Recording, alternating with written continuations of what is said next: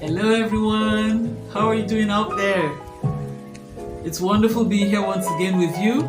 I'm happy, I'm alive, I'm well, and I believe that you're well out there too. You're doing well, you're okay.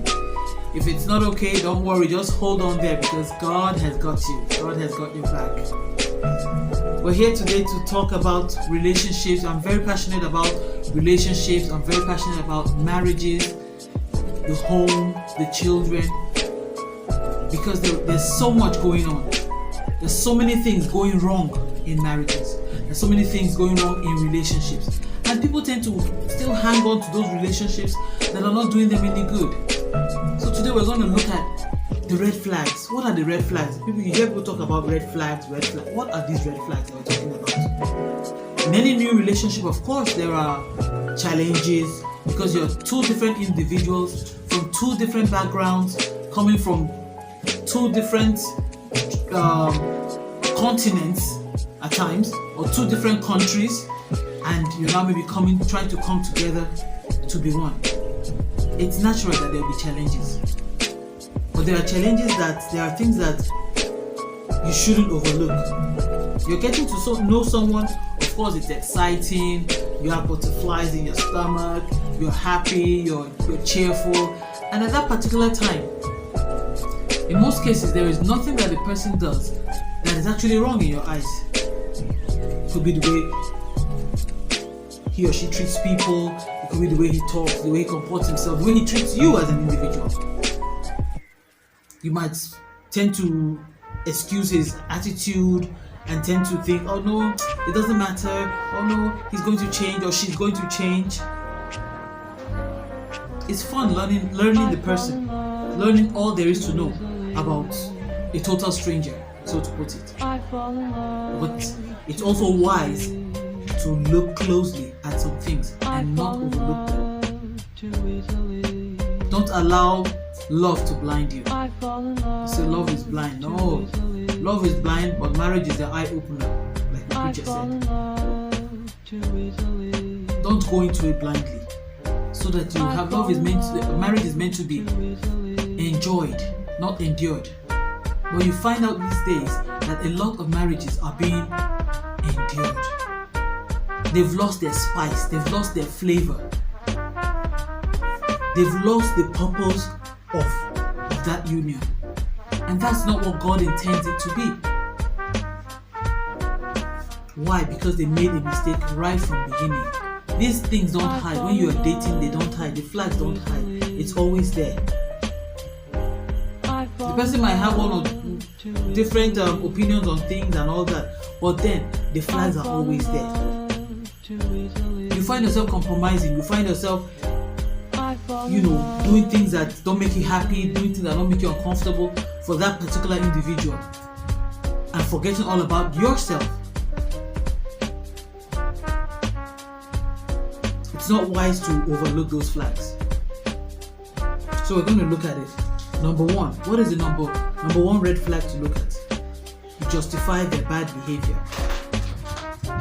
When you find yourself, you keep justifying their behavior in the presence of people, between the two of you, amongst friends, amongst relations.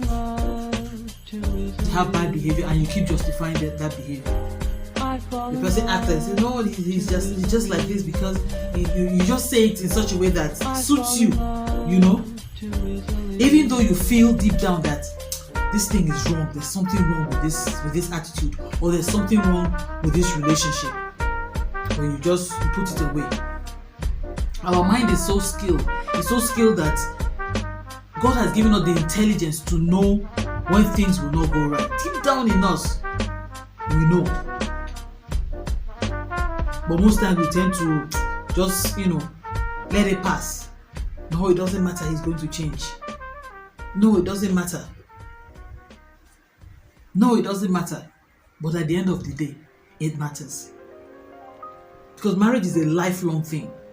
So when you make a mistake, right from day one you make a mistake, get into it with a toxic person, it could be something else. That is like taking a walk into hell.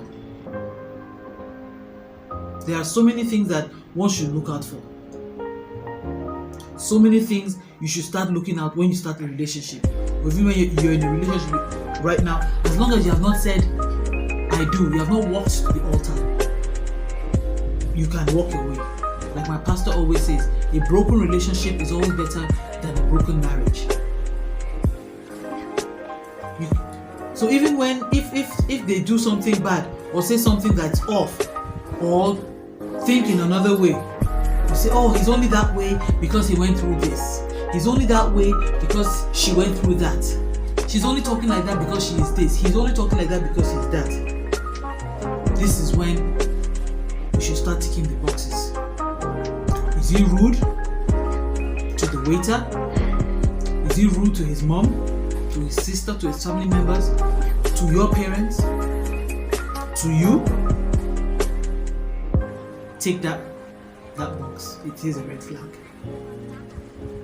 Is he nice to your family, to his family, to outsiders? How does he treat people? That is the crux of the matter. How does he treat people? He could be all nice and everything to you, but how does he treat people outside? Because most times they tend to cover up their attitude. They could be nice to outsiders, but when you get into the house, how does he treat you? When you're alone with him, how does he treat you? You have to be very wise, because those people are very slick. They're very, very, very cunning. It could be a man, it could be a woman, but the percentage of men being like that is much higher than women. But underlying it, if he says things like, you made me do this, or you made me say this, or he's very mean, he says harsh words towards people, and if you find yourself justifying his transactions, his mindset, or the mean attitude, then it's time for you to pause. It's time for you to take a step back. It's time for you to look into that relationship very well and think, should I continue or should I not continue? On the long run, what's it going to be like? Whatever you're doing, whatever you're saying, whatever action you're taking today, you should think about tomorrow. Another red flag you should think about, you should watch out for. These people don't talk through issues. They don't like talking through issues. You might have a misunderstanding, or you might have an opinion about something, but no, we don't want to talk about it. It's a major flag in a person's behavior that may indicate that the relationship won't work if he is unwilling to talk about issues, to talk through issues, or if she is unwilling to talk through issues, be it big issues or be it small issues. Because at the end of the day, it is either, the person will say, it's either my way or the highway. So it's just like forcing everything down your throat the way he or she wants it, and you don't have a say. You don't have an opinion in that marriage. That's not the way it's supposed to be. Of course, all couples have disagreements. There's no couple that will come and say, we have not disagreed, we have not had an argument. You must disagree. It's normal, it's natural, it's perfectly normal, and it's healthy too, because when you disagree, you tend to put things into perspectives. But it's how you handle those disagreements that can really make or break your relationship. How do you handle it? Does your partner walk away? Does your partner shut down? Does he place all the blame on you and say, no, it's your fault? Does your partner throw tantrums? Does your partner keep malice? These are red flags. Even if you find one of what I have mentioned in the attitude of the partner, it is a red flag. Because in a good relationship, communication is key. I've spoken about communication before. If you have not watched it, you can go back and watch some of my old videos. It's there. Communication, I think I had it in 2 parts. Communication is key. A couple can always and will always talk through issues. listening to the other person's opinion, listening to the other person's point of view, and expressing his or her own. That is the natural way of doing things, because no one knows it all, and it's not a competition. So it's not as if one has to win or the other has to lose. It's about expressing how something makes you feel and being heard. But if he or she refuses to listen to you, refuses to allow you to put in your opinion, refuses to allow you to speak forth, to be heard, then there is something wrong. It is a red flag. And deep down inside you, there's something nudging you. You know it's a red flag. Another thing to watch out for: are they constantly testing your boundaries? Are they constantly testing your boundaries? Run from anyone who attempts to cross a boundary that you have set. For example, you have said you don't want to go into any sexual relationship, and they insist. Run away. Because you have set a boundary, the person is trying to insist, the person is trying to push you into it. Don't do it. That is not love. You say you're not available on a particular day. Let's say maybe you say you're not available on Sunday, but they push you to see them. That particular day, they say you're not available. Maybe you have something to do, you have a family commitment or something, but they push you to see them. Say, no, you must come and see me that day. Run away. The person that wants to see you every day, every minute, every time, he wants to know where you are, he wants to know what you're doing, or she wants to know where you are, she wants to know what you're doing, she wants to know whom you're with. Run away. It's a red flag. Of course, when we're in love with somebody, we're kind of, there's a tendency that we're possessive. But even at that possessive nature does not mean you choke the person. But when one wants to know what you're doing, where you are, how you are, what are you doing, at every point in time, every minute, every day, no. That is not love. That is a serious red flag. Or they want you to move in even before getting married. They want you to set up open a bank account together. You're not married and all that. No. You don't rush things that way. You don't rush things that way, because if you do, it will end up crashing.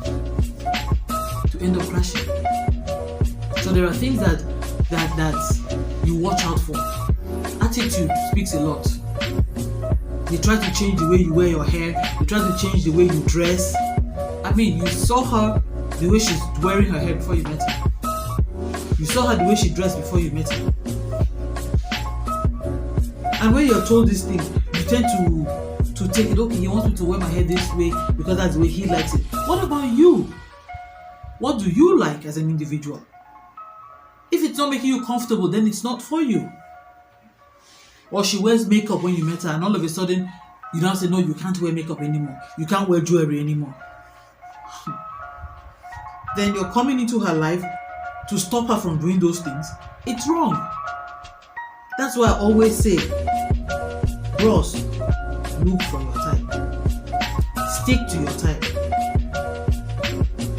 There are so many people out there that don't wear makeup. There are so many people out there that wear their hair in a certain way, which you like. Go for those people. There are so many people out there that dress in a way you like.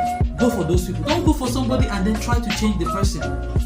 Those things bring problems. And most of these guys, they will not say when you're dating or when you're in the relationship.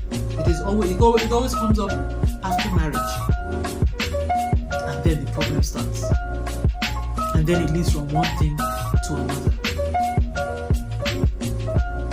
Look well before you move. Don't discard the red flags. Once you see it, my dear, please run. Life is too short to be stressful. Life is too short to be unhappy. Marriage is meant to be enjoyed and not endured. We're going to continue on this because it's something that it's breaking my heart when I hear the stories that people are going through. We're going to continue it, but in the meantime, I would like you to have a blessed day. Take care of yourself. But before you go, please subscribe to this channel. Don't forget to share. Don't forget to like. Drop your comments. I would like to read from you. God bless you. See you some other time. Bye bye.